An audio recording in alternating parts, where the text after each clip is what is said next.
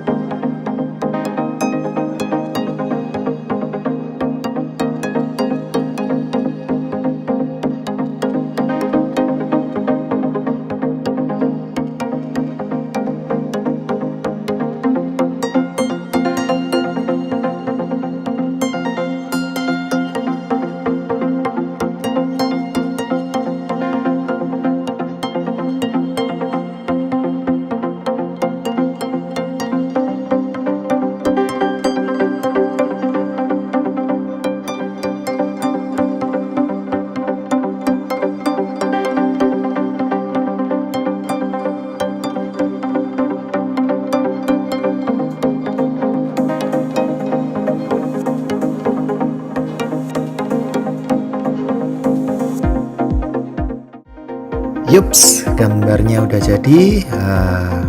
Demikian, mungkin bisa teman-teman coba. Mudah-mudahan bermanfaat. Terus asah kreativitas, jangan pernah berhenti, tetap menggambar. Terima kasih.